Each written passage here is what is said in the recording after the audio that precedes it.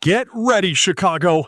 The roar we heard coming from Soldier Field isn't just the wind from Lake Michigan. It's the sound of a new era being shaped in our secondary.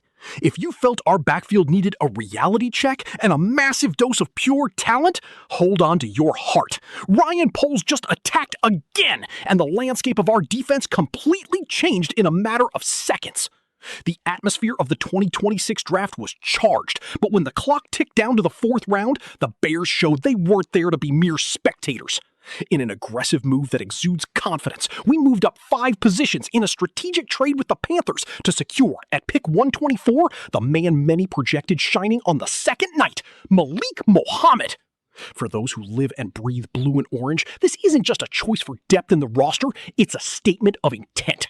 Mohamd isn't just a body to fill space. He's a coverage specialist from Texas, standing 6'3" tall with a wingspan that seems designed to frustrate elite receivers. What makes this selection exciting is the killer instinct he brings from Austin. We're talking about a young man who in 2025 was the terror of quarterbacks in the SEC, limiting passers to a paltry 57.8 rating when they dared to throw in his direction. Imagine the scene, a player with elite speed, enviable lateral agility, and that visceral ability to stick to the receiver as if he were his own shadow. Under the tutelage of Master Al Harris, Malik isn't just a promise, he's top-quality clay in the hands of a talent sculptor. He brings with him the mystique of someone who has faced the best in college football, including neutralizing Ohio State stars, and emerged unscathed, preventing explosive plays. This is the security that Bears fans have been clamoring for since our defense began showing cracks in the outside coverage. The trade was surgical. We gave up some territory in the 5th round to ensure that our guy didn't slip away.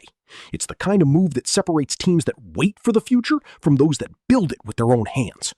Mohamd arrives with direct comparisons to Greg Newsome too, but with a ceiling that under the Chicago sky could be even higher. He's fluid, he's fast, and above all, he has the Chicago DNA, that desire to drop down to support the running game with the same hunger with which he attacks a ball in the air. The fans can expect a player who breathes American football and understands the weight of the jersey he's wearing. Soldier Field now has a new guardian, and the countdown to see him on the field has already begun. But let's be honest, from fan to fan, this choice carries a dramatic emotional weight regarding what's happening with Tyrique Stevenson.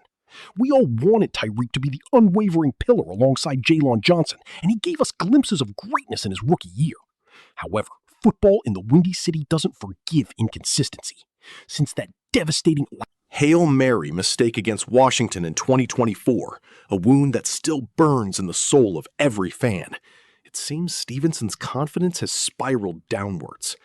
2025 was a painful year to watch. Between injuries that kept him out of 7 games and coverage that became perforated, the front office understood that hope isn't a strategy.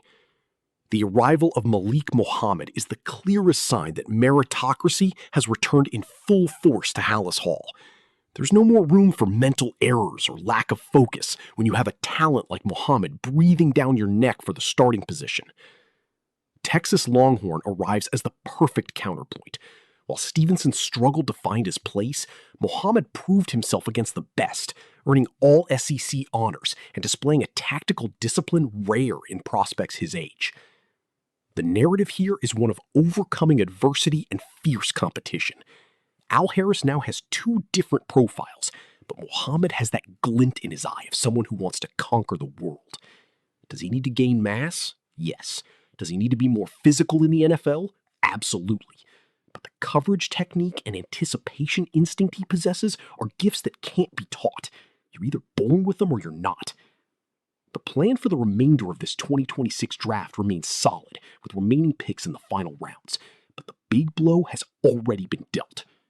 The message to Stevenson is clear. His position on the front line of our defense is under siege. For us fans, this is music to our ears.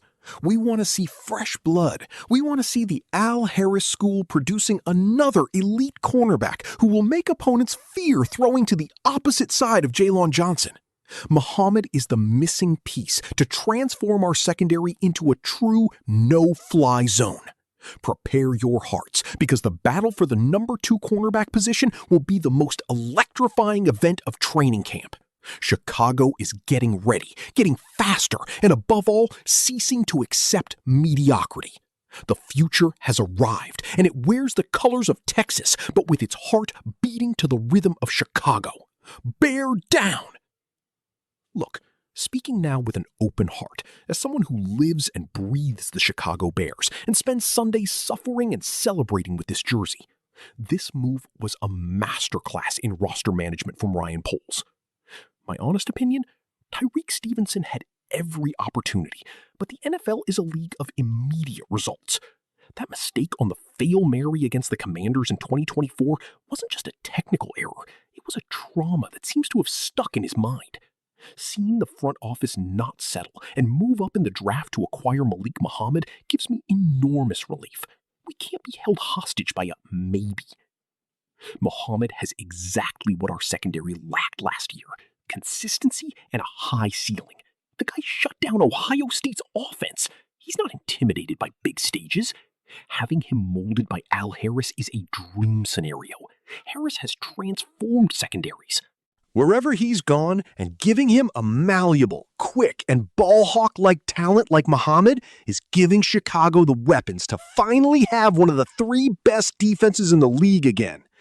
I'm excited because this creates healthy competition.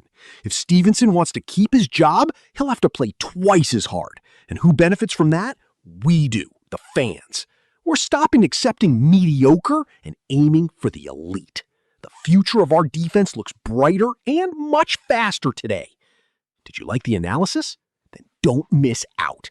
If you want to follow every detail of this Bears rebuilding process, get unfiltered tactical analysis, and stay up to date on everything happening at Soldier Field, you're in the right place.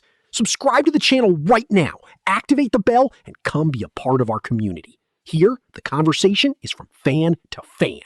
Bear down!